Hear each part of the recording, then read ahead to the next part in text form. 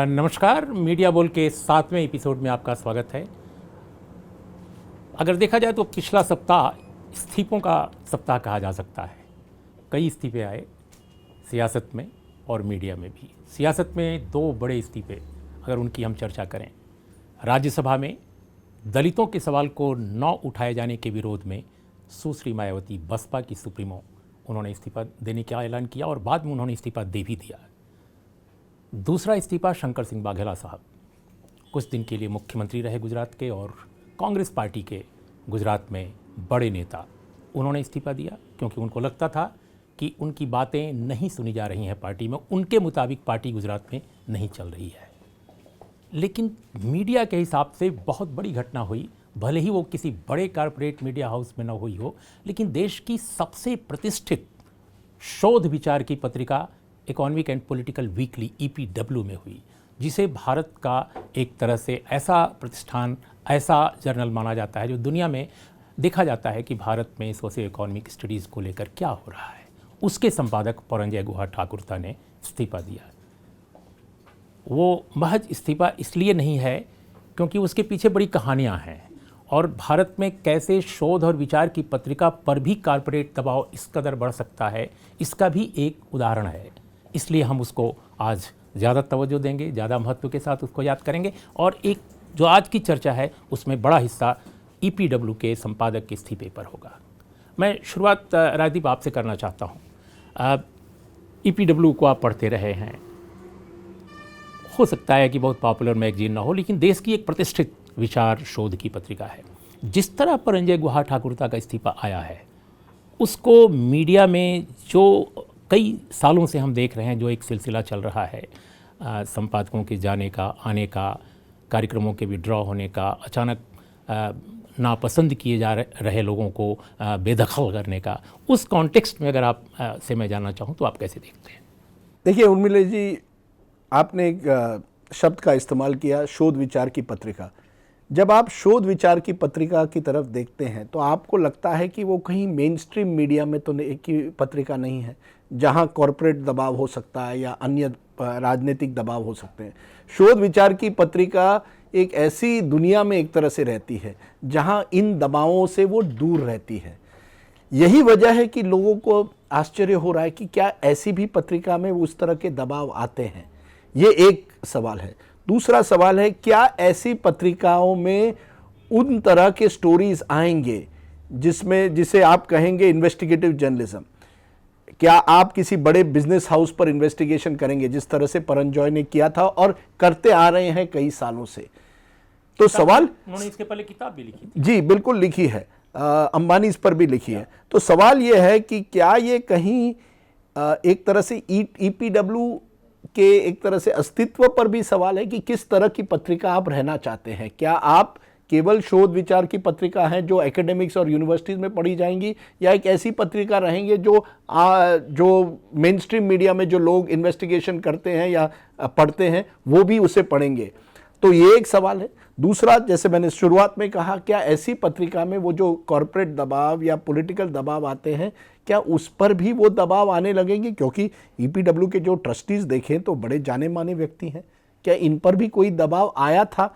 सवाल अभी भी है। मैं ये इस समय नहीं कह सकता कि आया था। शायद उनको लगा कि हमारी जो पत्रिका है वो एकेडमिक है, वो इन्वेस्टिगेटिव नहीं बन सकती। लेकिन अगर आपको लगा था पहले, तो आपने पहले परंजॉय जैसे व्यक्ति को हायर ही क्यों किया? क्योंकि परंजॉय उस तरह से एकेडमिक नहीं है, वो तो एक इन्वेस्टिगेटिव जर्नलिस्ट है। एक बार आपने उनको हायर किया तो फिर आपको उनको मौका देना चाहिए उस तरह के इन्वेस्टिगेशन करने के लिए।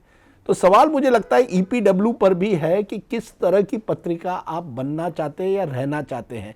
क्या बदलते ज़माने के साथ आप भी बदलना चाहते हैं? आप कमर्शियल तो नहीं बनना चाहते, लेकिन क्या आप उस पुरानी एकेडमिक जर्नल के बजाय एक नई शोध विचार की पत्रिका बनना चाहते हैं जहां इस तरह के इन्वेस्टिगेटिव जर्नलिज्म के लिए भी जगह हो? ये साफ करना चाहिए। इतने बड़े व्यक्ति हैं, ट्रस्टीज बड़े व्यक्ति हैं, उन्होंने ये जनता के सामने साफ करना चाहिए कि किस तरह का EPW आप चाहते हो।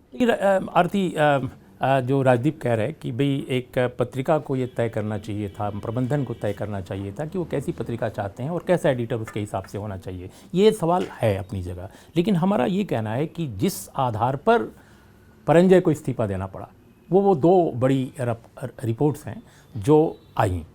सवाल इस बात का है कि अगर तकनीकी स्तर पर, तकनीकी लेवल पर गलतियां परंजय से हुई कि उन्होंने हायर किया वकील, उन्होंने एक बड़े औद्योगिक घराने द्वारा आई हुई नोटिस का जवाब दे दिया, फिर उसको छाप डिस्प्ले भी किया, तो आप इन तकनीकी सवाल और प्लस जो रिपोर्ट में कहा गया है, दोनों के बीच को में फ़र्क किया जाना चाहिए था।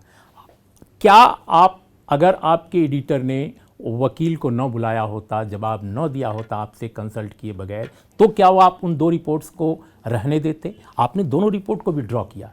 तो कंटेंट और तकनीक, ये दो प्रश्न है। आप किस आधार पर संपादक पर ये दबाव बना कि वो इस्तीफा दें? देखिए, ये परंजय वाली घटना जो है, इस पे कई सवालें आती हैं।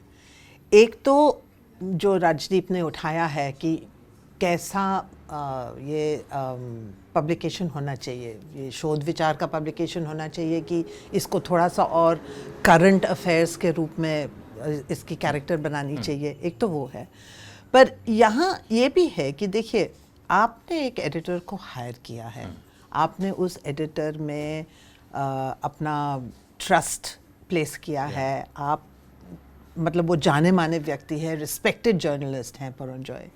अब उन्होंने हो सकता है एक गलती कर दी कि ट्रस्टीज को कंसल्ट नहीं किया, थोड़ा सा गलती के लिए खेद भी प्रकट किया और उन्होंने बिल्कुल माफ़ी भी मांगी है।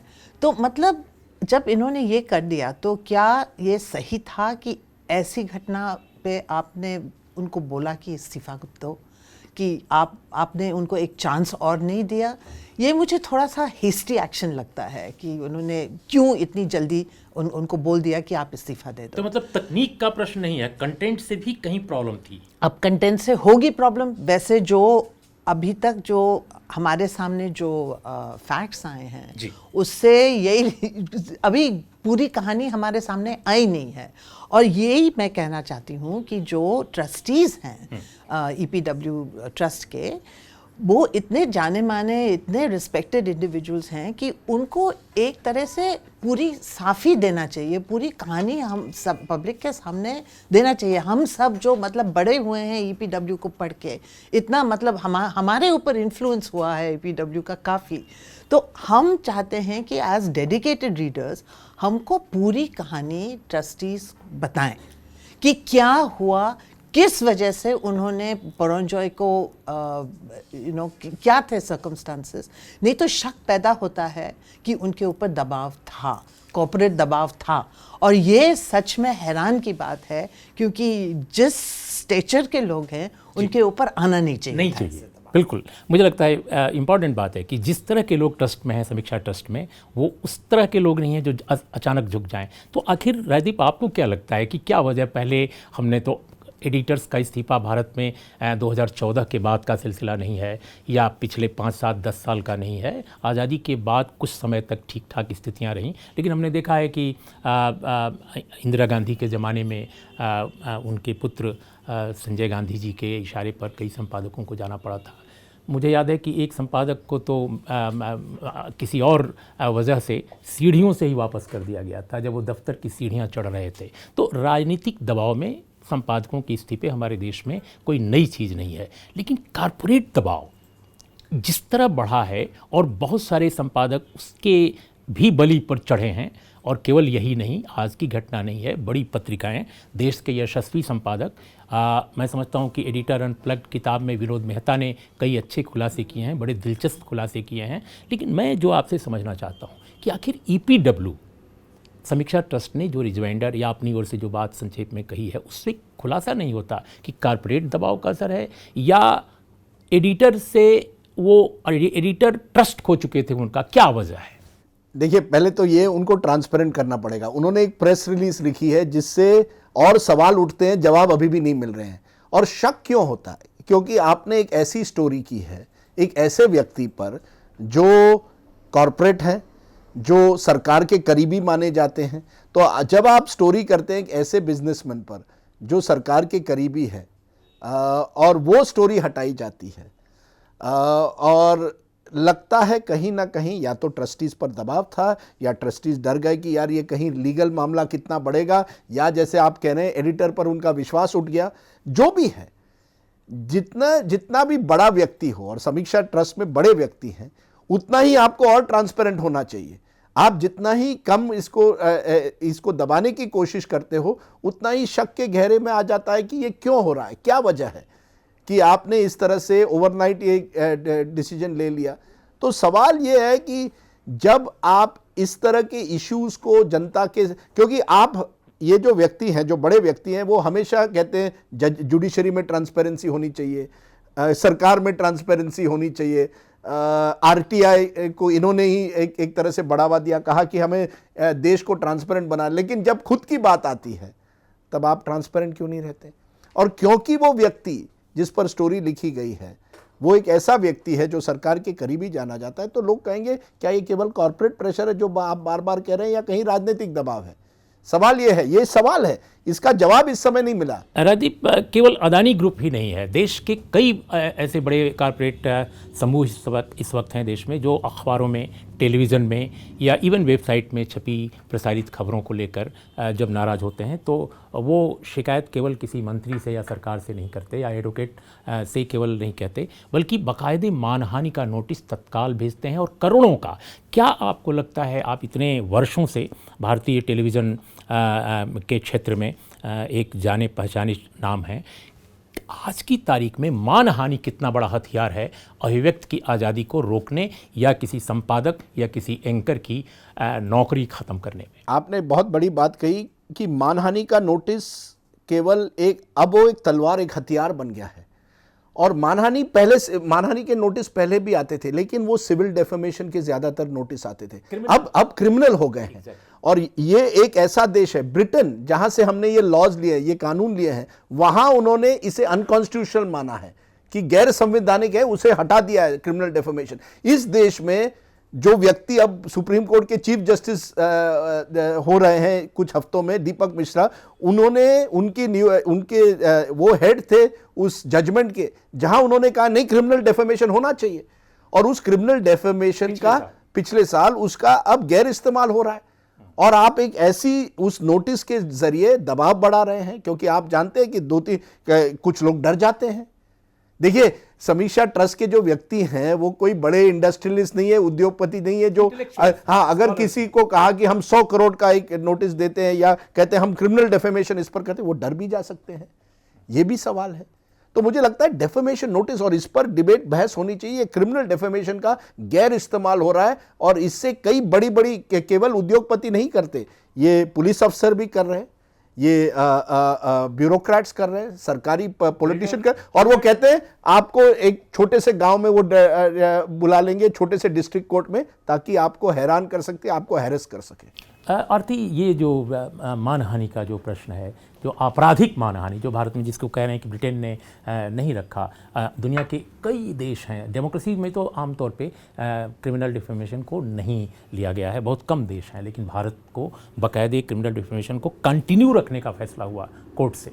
तो ये जो दौर है आज का, जहाँ राजनेता का दबाव है, जहाँ शासन के अंदर जो सिस्टम में लोग हैं उनका दबाव है, अफसर हों या दूसरे लोग हों, लेकिन जो ये मानहानि का जो प्रश्न है, इसको आप कैसे देख रही हैं? क्या ये समीक्षा ट्रस्ट में जो स्थिति आई है, एक तो उदाहरण नज़ीर लें आप केवल, कितना बड़ा ख़तरा है हमारे देश में अखबारों के लिए, टेलीविज़न के लिए, पत्रकारिता के लिए, जो भी बची खुची है? नहीं, बहुत बड़ा खतरा है, क्योंकि अगर जैसे राजदीप ने कहा कि अगर आप 100 करोड़ का डेफेमेशन केस फाइल करेंगे, तो जैसे समीक्षा ट्रस्ट है जो मतलब कोई कॉरपोरेट ट्रस्ट नहीं है, वो ये पैसा कहाँ से लाएंगे? और उनको ये पूरा मतलब जो केस चलेगा, लॉयर्स हायर करने पड़ेंगे, और आजकल आपको मालूम है कि लीगल फीस बहुत महंगे होते हैं। तो इन जैसे छोटे छोटे ट्रस्ट के लिए ये बहुत बहुत बड़ा सवाल पैदा करता है।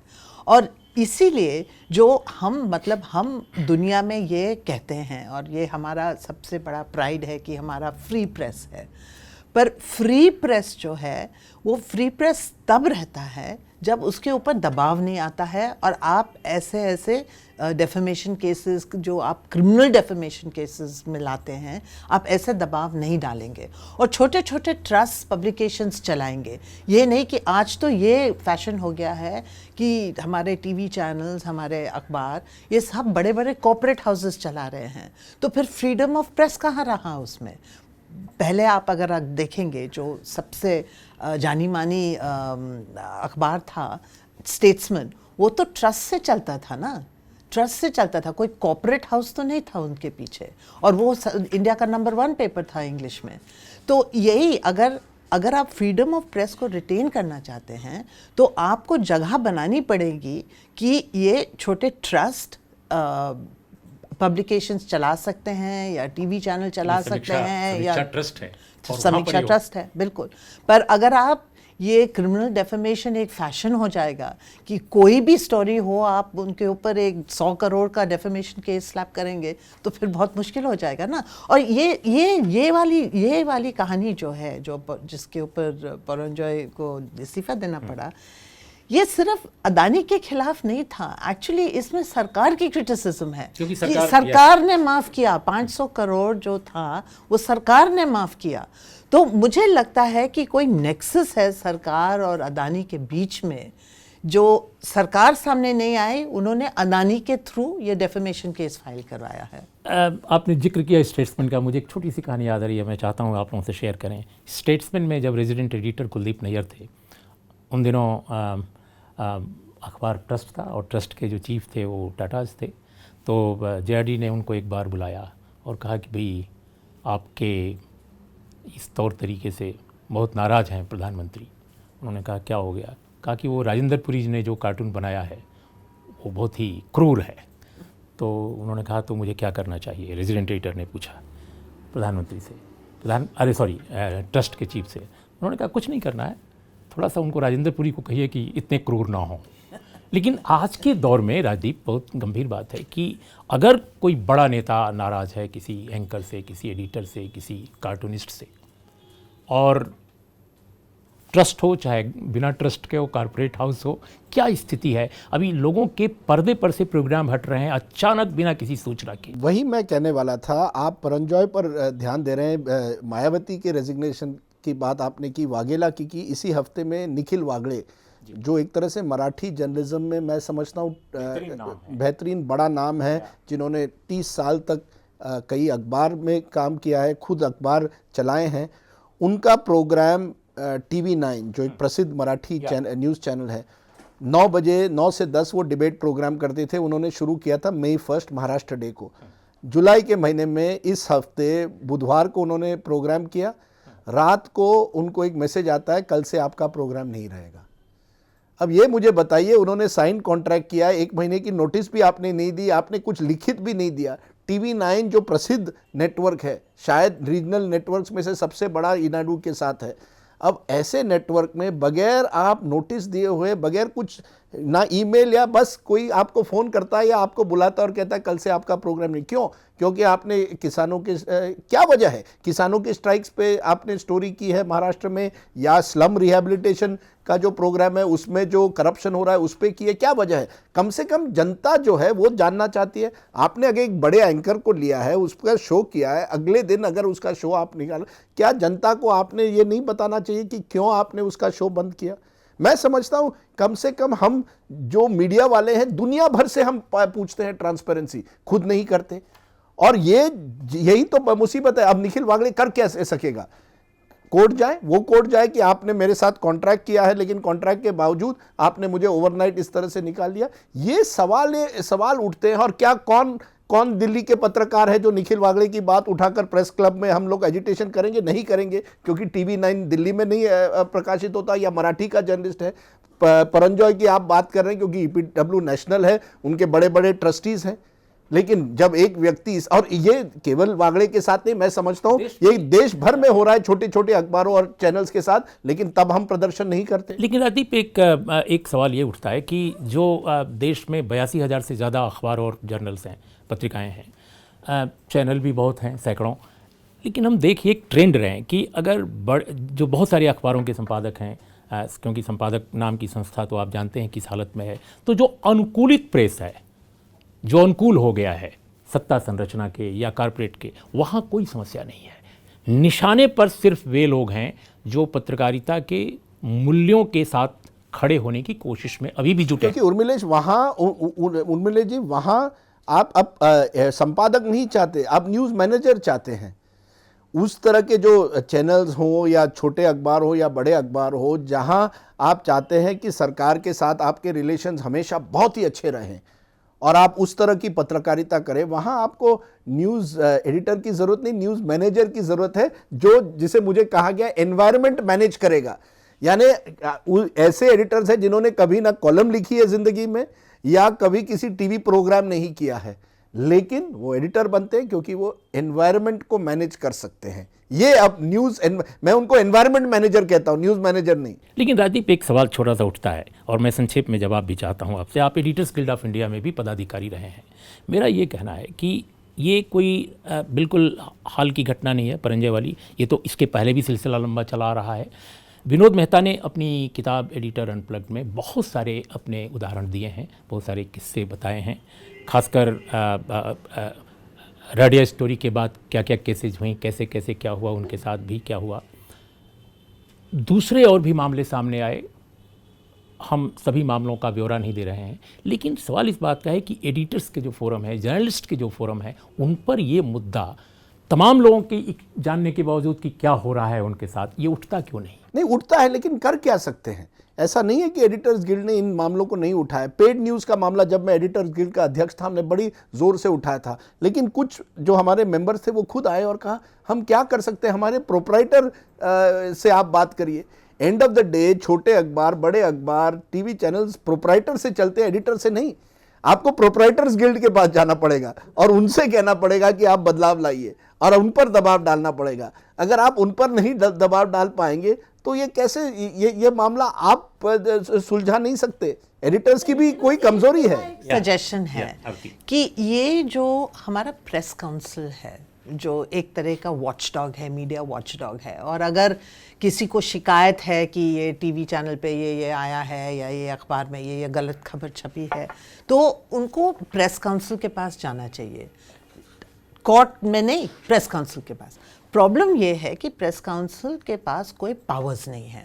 वो मतलब क्या करेगा? तो मेरे ख्याल में आपको प्रेस काउंसिल को थोड़े पावर्स देने पड़ेंगे कि वो कुछ एक्शन ले सकें, ताकि ये मामला कोर्ट में जाके ना अटके। और ये जो आप कह रहे हैं ना, ये जो बड़े बड़े क्रिमिनल डेफेमेशन सूट्स वगैरह फाइल हो रहे हैं आजकल, इस स्थिति पे नहीं पहुंचने। और मैं आपको एक हैरानी की बात बताऊं कि एडिटर्स गिल्ड जैसे बॉडीज में ऐसे मेंबर्स हैं जो पत्रकारिता छोड़कर अब कॉर्पोरेट दुनिया में चले गए हैं, फिर भी मेंबर्स हैं। और यही पत्रकार हैं जो कॉर्पोरेट वर्ल्ड में गए, जो डेफेमेशन नोट्स फाइल कर रहे हैं।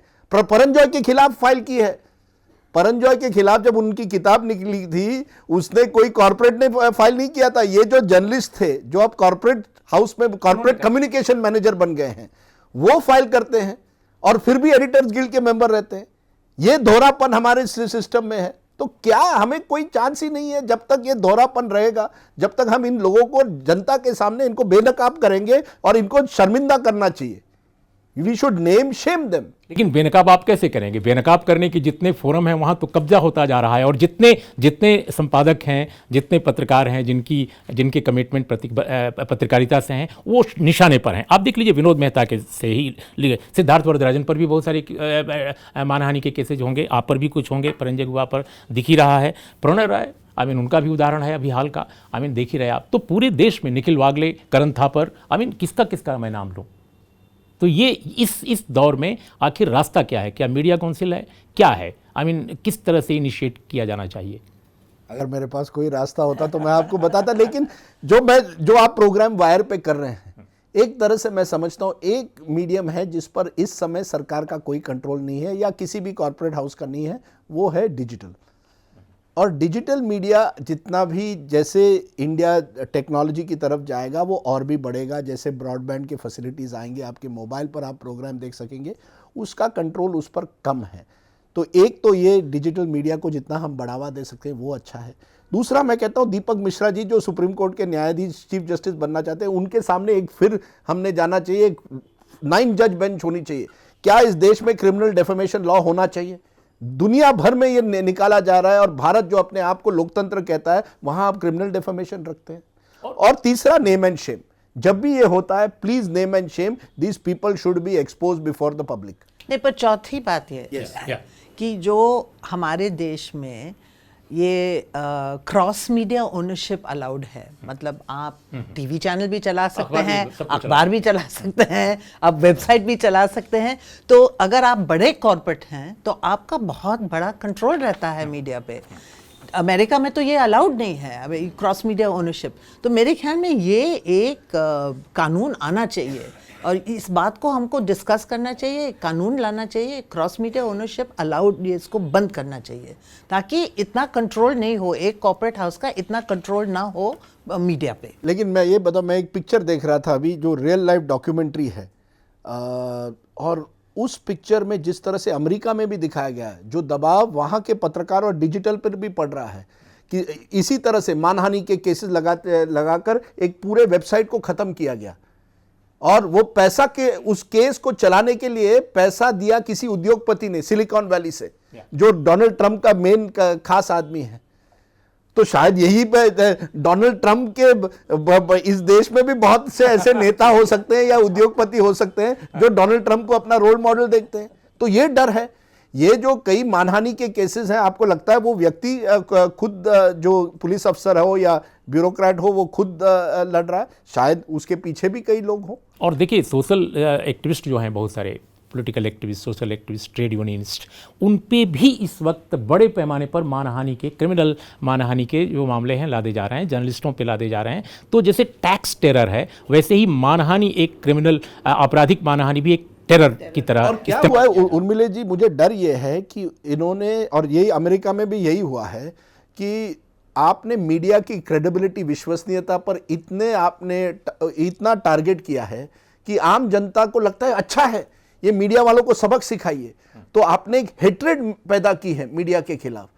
तो एक जमाने में जब डेफेमेशन बिल राजीव गांधी की सरकार ने लाने की कोशिश की थी 88-89 में, तब मीडिया वाले रास्ते पर आए थे, जनता ने उनको समर्थन दिया था। आज आप करिए, आज जनता आपको समर्थन देने के लिए तैयार नहीं है, क्योंकि मीडिया को इतना खराब भी करने नहीं, इतने जो टीवी चैनल्स पर जो हो रहा है, एनडीटीवी वगैरह, जनता हमारा समर्थन क्यों नहीं कर रही? इसमें हमको खुद थोड़ा सा इंट्रोस्पेक्शन भी करना चाहिए, क्योंकि हम लोगों ने भी अपने आप को कॉम्प्रोमाइज किया है, काफी कॉम्प्रोमाइज किया। कई एंकर्स हैं, कई संपादक हैं जिन्होंने मतलब सरकार के साथ मिलजुल के वो खबरें ऐसे जो राजदीप बोल रहे थे ना, एनवायरनमेंट मैनेजर्स, वो जर्नलिज्म का तो कोई नामो निशान नहीं है उसमें। मीडिया को लोग अलाउ नहीं कर रहे हैं और बुरे मीडिया को चांदी है, बुरे मीडिया की चांदी है, अच्छे मीडिया पर अंकुश। ये जो इस तरह का जो इन्वायरमेंट है, इसको कैसे आप, जनता तभी आपको समर्थन देगी, और दे भी रही है जनता उन जगहों पर जहां पे प्रेस बेहतर कर रहा है। हमने झारखंड में देखा है कई उदाहरण। लेकिन जहां आपने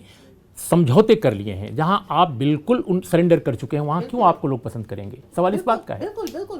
और ये भी हमको जानना चाहिए, जो हम लोग मीडिया में काम करते हैं, कि जो हमारे व्यूअर्स हैं, जो हमारे रीडर्स हैं, वो सब कुछ समझते हैं। हम उनको बेवकूफ मान के नहीं कर सकते हैं ये सब। वो रीडर्स समझते हैं and they understand, they know, they see through. I hope they do, because at the moment media divided भी है। क्योंकि एक मीडिया जो है वो अगर उसको प्रोत्साहन मिल रहा है कॉरपोरेट या पॉलिटिकल पार्टी से, और उनको चंदा मिल रहा है, उनको फंडिंग मिल रही है, दूसरी तरफ अगर मीडिया इंडिपेंडेंट होना चाहे, उन पर आप दबाव डालते तो कैसे चलेगा? मीडिया वाले तो एकजुट नहीं हैं। जब एनडीटीवी पर कुछ होता है तो कुछ जर्नलिस्ट आते हैं, आप उनको एंटी नेशनल करार कर देते हैं, कुछ चैनल उस स्टोरी को ब्लैकआउट कर देते हैं। जब कुछ मीडिया हाउसेस पर अटैक होता है तो कुछ चैनल्स उस खबर को दिखाएंगे नहीं। तो अगर आप मीडिया वाले ही डिवाइडेड हो तो क्या फिर किस तरह से, कैसे आप यूनाइटेड फ्रंट दिखाओगे? राजदीप, मैं समझता हूं कि हम लोगों ने कहा इस्तीफों का सप्ताह, तो परंजय गुहा ठाकुरता के इस्तीफे पर लंबी चर्चा हुई, लेकिन 2 इस्तीफे और जो आप दोनों पॉलिटिकल कमेंटेटर हैं, बहुत संक्षेप में एक एक टिप्पणी आप लोगों की चाहूँगा। शंकर सिंह वाघेला, मायावती, दोनों के इस्तीफों को किस रूप में देख रहे हैं और जिस तरह से मीडिया में खासकर एनालिसिस आई है। अब जैसे शंकर सिंह वाघेला के बारे में ये सवाल आमतौर पे नहीं उठा कि भाई 97 से वो कांग्रेस में हैं, हार्डकोर आरएसएस कैडर रहे हैं, लेकिन इस 97 से लेकर आज तक कितने अचीवमेंट रहे कांग्रेस के वहाँ। केवल ये कहा गया कि साहब वो हराने के लिए आ गए हैं या कुछ बनने के लिए आ गए हैं, लेकिन असल मंशा क्या है इस्तीफे की, इस पर कोई बेहतर खबर मैंने नहीं देखी। देखिए, मुझे लगता है शंकर सिंह वाघेला, कांग्रेस, बीजेपी तीनों पर सवाल है कि गुजरात में किस तरह की राजनीति आप करना चाहते हैं। ये अवसरवादी राजनीति है। आप शंकर सिंह वाघेला केवल अपने पॉलिटिकल करियर और अपने पुत्र के पॉलिटिकल करियर को अभी भी बनाना चाहते हैं। वही शंकर सिंह वाघेला एक ज़माने में नरेंद्र मोदी के करीबी थे, फिर दुश्मन थे। कांग्रेस अपने आप को सेक्युलर कहती है, लेकिन 20 साल से उनके लीडर गुजरात में एक ऐसे व्यक्ति थे जो आरएसएस से जुड़े हुए हैं, और अभी भी। तो ये अवसरवादी राजनीति है। ये सब मैं नौटंकी नहीं कहूँगा। 2 दिन पहले मैं सामना में पढ़ता हूँ, उद्धव ठाकरे कहते हैं कि ये नरेंद्र मोदी और देवेंद्र फडणवीस जैसी खराब सरकार मैंने कभी भी नहीं देखी है, फिर भी आप उसी सरकार में हैं। नीतीश और लालू के बीच में देखिए क्या हो रहा है। तो शंकर सिंह वाघेला को मैं उसी पैमाने में देखता हूँ, अवसरवादी राजनीति। मायावती को मैं देखता हूँ कि वो सर्वाइवल चाहती है, किसी भी तरह से एक बार फिर एक तरह से जीवन दान मिले और वो राजनीति में एक नए रूप में आने की कोशिश कर रही है। मुझे लगता है बहुत देर हो चुकी है, वाघेला के लिए भी बहुत देर हो चुकी है, कांग्रेस के लिए भी गुजरात में बहुत देर हो चुकी है। वैसे मैं थोड़ा सा पॉजिटिव स्पिन देना चाहूंगी ये वाघेला के रेजिग्नेशन पे, क्योंकि अगर कांग्रेस चाहती है तो ये कांग्रेस को एक अपॉर्चुनिटी मिला है कि वो थोड़ा सा अपने आप को रिवाइव करे, एक प्रिंसिपल्ड स्टैंड लेके रिवाइव करे कि कांग्रेस पार्टी गुजरात में क्या है।